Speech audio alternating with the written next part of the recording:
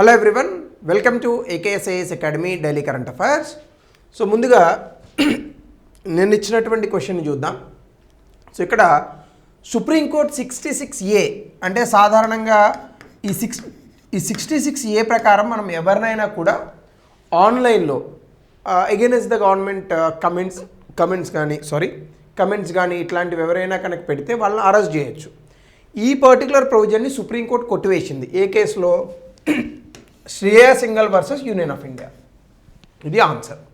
So before we go to the session, if you are looking for UPSC admissions, అట్లాగనే group 1 and group 2 both AP and Telangana, మీకు information కావాలని అనుకుంటే దయచేసి కింద నెంబర్కి కాల్ చేయండి. ఇక ఈరోజు టాపిక్లో కనుక మనం వెళ్తే, సాధారణంగా ప్రపంచానికి చైనా చాలా అద్భుతంగా ఆర్థిక వ్యవస్థలో ఎదుగుతున్నటువంటి దేశంగా పరిచయం ఉంది. అలాగే చైనాని చాలామంది విమర్శిస్తూ ఉంటారు. ఇందులో మానవ హక్కులకి మానవ హక్కులకి సంబంధించి చైనా ఎక్కువగా ఆ మానవ హక్కుల గురించి పట్టించుకోదు. ఆ దేశంలో మానవ హక్కులు అనేటటువంటివి ఉండవు. అలాగనే రిలీజియన్ అంటే మతపరమైనటువంటి అంశాలకి చైనా ఏ రకంగానూ కూడా ప్రాముఖ్యత ఇవ్వదు. ఇట్లాంటి అనేక విషయాలు ప్రచురంలో ఉన్నాయి. అయితే ప్రపంచంలో చాలా చోట్ల మనకి ఈ చైల్డ్ సెక్స్ అబ్యూజ్ అనేటటువంటిది చాలా ఎక్కువగా ఉంది.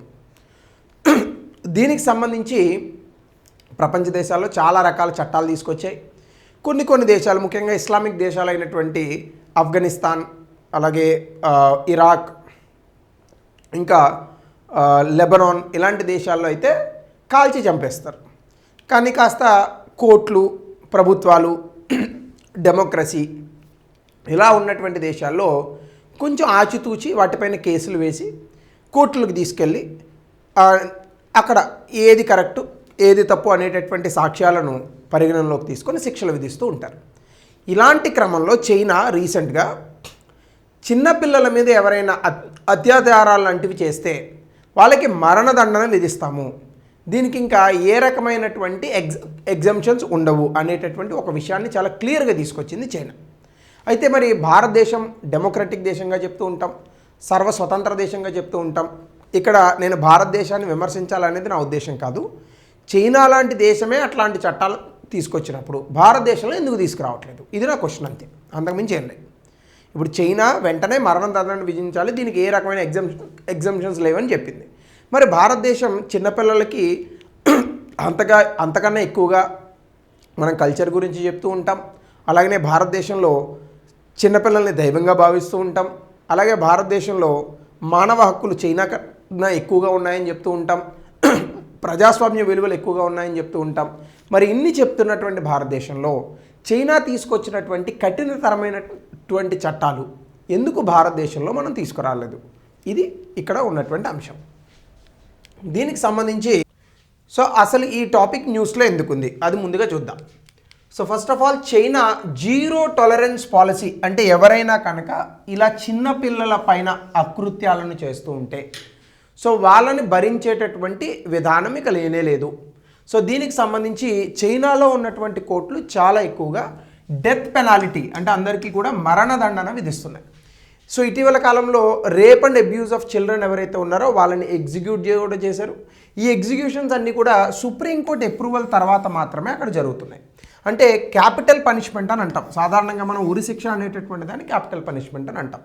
ఈ క్యాపిటల్ పనిష్మెంట్ అనేటటువంటిది సాధారణంగా ప్రపంచంలో ఎక్కడైనా ఏ దేశంలో అయినా ఉన్నటువంటి శిక్షలలో గరిష్ట పరిమితి ఉన్నటువంటి శిక్ష. కాబట్టి ఈ రకమైనటువంటి శిక్షలను ఇస్తోంది. అలానే చైల్డ్ సెక్స్ అబ్యూజ్ కేసులు వచ్చినటువంటి అందరికీ మరణ శిక్షలు వేయట్లేదు. రిపీటెడ్ అఫెండర్స్ ఉంటారు, కొంతమంది కొన్ని టైప్ ఆఫ్ కేసెస్ చాలా రేరెస్ట్ ఆఫ్ ద రేర్ కేసెస్లో ఉంటాయి. అలాంటి వాటిల్లో మాత్రం ఈ మరణదండనలు విధిస్తున్నారు. అయితే భారతదేశం కూడా ఈ మరణదండనను విధిస్తోంది ఖచ్చితంగా, కానీ జాప్యం జరుగుతుంది. అంటే మనం విధించేటటువంటి మరణదండనలో డిలేస్ జరుగుతున్నాయి, కానీ చైనా చాలా వేగంగా వీటిని అమలు చేస్తుంది. అంటే కేసు వచ్చినటువంటి 4-5 నెలల్లోనే వాళ్ళకి మరణదండన పడేటటువంటి పరిస్థితులు ఉంటున్నాయి. కానీ మన దేశంలో అప్పీల్ మీద అప్పీలు, అది ఒక 3-4 ఏళ్ళు, 5-10 ఏళ్ళు ఇట్లా జరుగుతుందన్నమాట. దీనికి ఎందుకు కారణాలు? ఇవి మనం అన్వేషించాలి. సో వాటికన్నా ముందుగా అసలు భారతదేశంలో ఈ పర్టికులర్ చైల్డ్ సెక్స్ అబ్యూజ్ అంటే ఏంటి, దీనికి ఐపీసీలో ఇంకా ఇతర చట్టాల్లో అనేక రకాలైనటువంటి డెఫినేషన్స్ ఇచ్చాం. ముందుగా పోస్కో యాక్ట్ అని మనకుంది, prevention of child related sexual offences. So ఈ చట్టంలో చైల్డ్ అంటే ఎవరైతే 18 సంవత్సరాల లోపు ఉంటారో వాళ్ళని పిల్లలని అంటారు.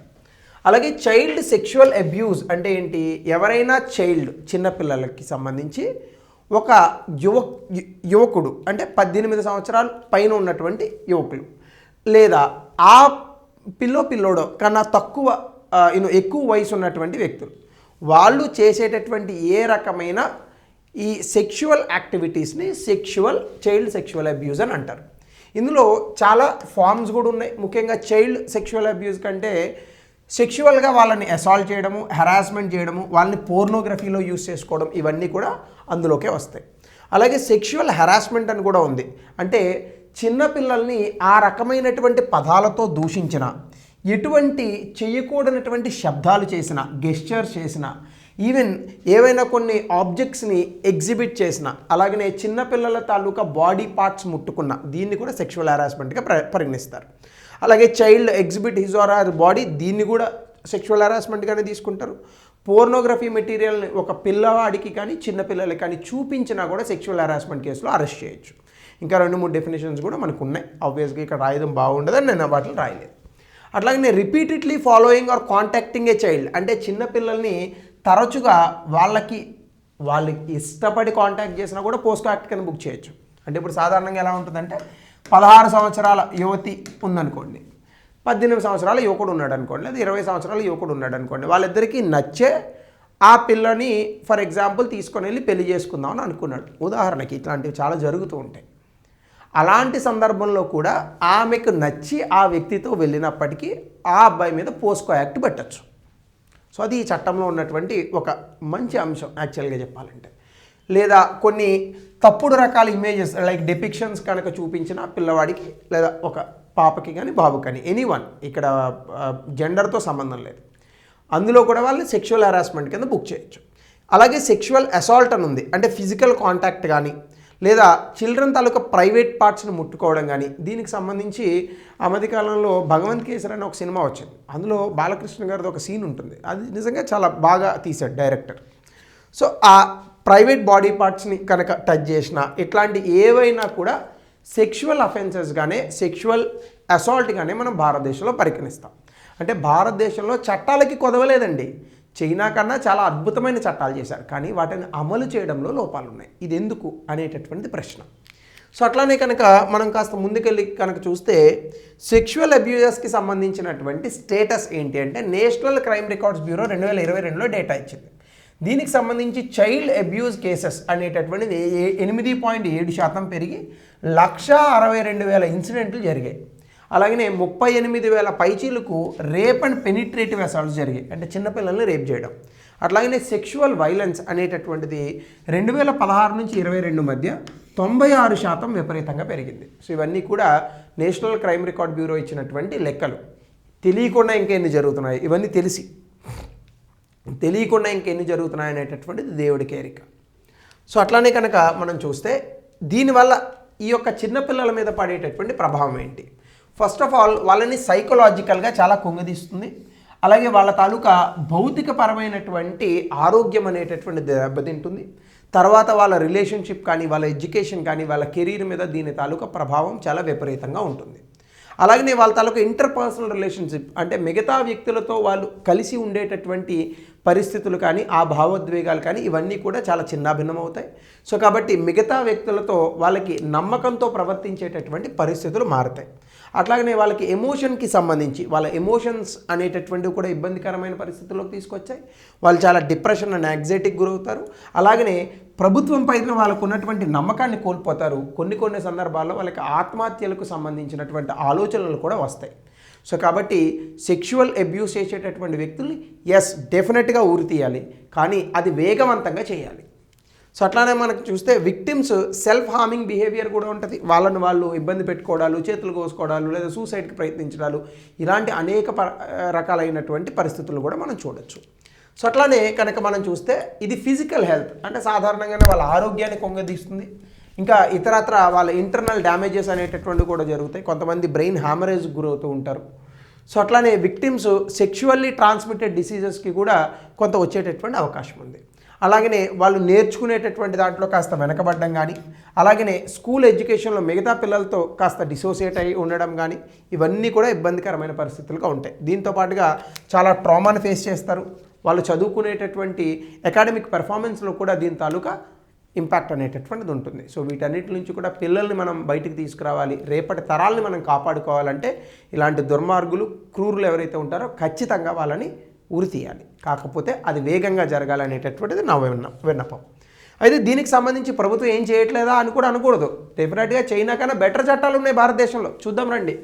పాలసీ మెజర్స్లో నేషనల్ పాలసీ ఫర్ చిల్డ్రన్ 2013కి సంబంధించి మల్టీ డైమెన్షనల్ అంటే అనేక రకాలుగా ఈ పర్టికులర్ పిల్లల తాలూకా హక్కుల్ని కాపాడడం గురించి మాట్లాడారు. అలాగే ఇన్స్టిట్యూషనల్గా కనుక మనం చూసుకుంటే national commission for protection of child rights ఒక స్టాట్యూటరీ బాడీని మనం commission for protection of child rights act 2005లో తీసుకొచ్చాం. అట్లాగనే రాష్ట్రాల పరిధిలో కూడా మనము 2015లో ఈ యొక్క state commission for protection of child రైట్స్ని రాష్ట్రాల పరిధిలో తీసుకొచ్చాం.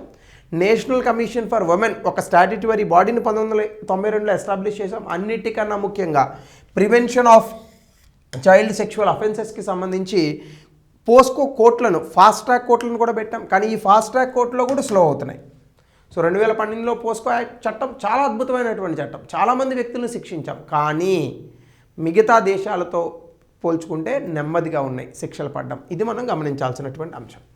అట్లానే లెజిస్లేటివ్ మెజర్స్లో ఇందాక నేను చెప్పినట్టు పోస్కో చట్టాన్ని తీసుకొచ్చాం. సెక్షువల్ హెరాస్మెంట్, అసాల్ట్ అండ్ పోర్నోగ్రఫీని తీసేయడానికి, అలాగనే ప్రివెంట్ చేయడానికి జువెనైల్ జస్టిస్ యాక్ట్ అని చెప్పేసి ఎవరైతే పిల్లలకు వ్యతిరేకంగా కొన్ని నేరాలకు పాల్పడతారో వాళ్ళకి సంబంధించి ఈ యొక్క చట్టాలను తీసుకొచ్చాం.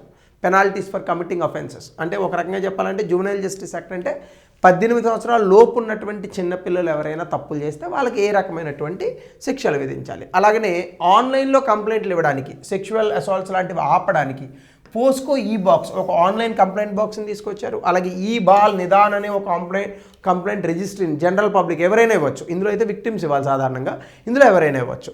అలాగే చైల్డ్ హెల్ప్ లైన్ సెంటర్స్ 1098 అని 24 ఎమర్జెన్సీ టోల్ ఫ్రీ నెంబర్, చాలామందికి తెలియాలి ఇట్లాంటివి. సో 1098 మనందరికీ కూడా 108 అంబులెన్స్ గురించి తెలుసు, 100 దీని గురించి తెలుసు. కానీ 1098 గురించి తెలుసా? సో చిన్నపిల్లలను ఎవరైనా హరాస్ చేసి ఇట్లాంటివి చేస్తే ఖచ్చితంగా 24 అవర్స్ ఎమర్జెన్సీ 1098కి మనం కాల్ చేయొచ్చు. కేర్, ప్రొటెక్షన్ రెండు ఇస్తారు. సో ఇలా అనేక రకాలుగా ప్రభుత్వం ఈ యొక్క నిర్ణయాలను తీసుకుంది. అయితే ఇందులో మనకి చాలా సవాళ్ళు ఉన్నాయి. ఒకటేంటి, చాలా కేసెస్లో చిన్నపిల్లల మీద జరిగేటటువంటి అకృత్యాలు కుటుంబ సభ్యుల కారణంగానే జరుగుతూ ఉంటాయి. సో కుటుంబాల పరువు పోతుందనో లేదా కుటుంబ సభ్యుల్ని కాపాడాలనో ఆ కుటుంబంలో ఉన్నటువంటి వ్యక్తులు దీన్ని రిపోర్ట్ చేయరు. ఇది ఒక అంశం. రెండు, సొసైటీలో కూడా మనకి ఏముందంటే పిల్లలు అనవసరంగా స్టిగ్మాకి గురవుతారు. అలాగనే విక్టిమ్స్ ఎవరైతే ఉన్నారో ఆ యొక్క ఇబ్బందికరమైన పరిస్థితులు ఎదుర్కొన్నటువంటి పిల్లలు అనవసరంగా సమాజంలో వాళ్ళని అడ్వర్టైజ్ చేస్తారనేటటువంటి ఉద్దేశంతో కూడా చాలామంది ఈ న్యాయపరమైనటువంటి మార్గాలను వెతకరు. మూడు, లెంగ్దీ లీగల్ ప్రాసెస్. భారతదేశంలో చాలా విపరీతమైనటువంటి లెంగ్దీ ప్రాసెస్. ఒక రకంగా అయితే ఇంతకుముందు ఇప్పుడు కొంచెం తగ్గింది. ఏం చేశారు, నిన్ను ఎక్కడ ముట్టుకున్నారు, ఇలాంటి దిక్కుమాలిన ప్రశ్నలు అడిగి వేధించేటటువంటి సందర్భాలు కూడా మనం చూసాం. సో అట్లానే లిమిటెడ్ రీసోర్సెస్ అంటే చాలా జ్యూరిస్ట్రిక్షన్స్లో మనకి సఫిషియెంట్ రీసోర్సెస్ ఉన్నాయి ఆ కేసులను ఇన్వెస్టిగేట్ చేయడానికి, సెక్షువల్ అబ్యూస్ని ప్రాసిక్యూట్ చేయడానికి. పోలీసులు సరిగ్గా పనిచేయకపోవడం. అట్లానే క్లోజ్ పర్పట్రేటర్స్, చాలా కేసెస్లో కుటుంబ సభ్యులే ఈ యొక్క చిన్నపిల్లల మీద అఘాయిత్యాలు జరుపుతున్నారు. ఇవన్నీ కూడా మనకు ఉన్నటువంటి ఇబ్బందికరమైన పరిస్థితులు. ఈ సవాళ్ళను గట్టెక్కితేనే చైనా మాదిరి మనం కూడా చాలా వేగంగా ఈ యొక్క ఉరి శిక్షలు విధించేటటువంటి స్థితి వస్తుంది. తప్పు చేసిన వాడికి శిక్ష పడుతుంది అనే భయం కలిగితేనే ఆ తప్పు చేయడం మానేస్తాడు. సో ఆ రకంగా మనం కూడా భారత సమాజం ఇలా మారుతుందని ఆశిద్దాం. సో దీనికి సంబంధించి ఒక ప్రశ్న దయచేసి కమెంట్ సెక్షన్లో తెలపండి. అట్లానే child sexual abuse has far reaching consequences beyond immediate physical harm discuss 200 పదాల్లో రాయండి. దీని మీద మీ అభిప్రాయాన్ని కూడా చిన్న చిన్న కమెంట్స్ రూపంలో దయచేసి పెట్టండి. So thank you, have a good day.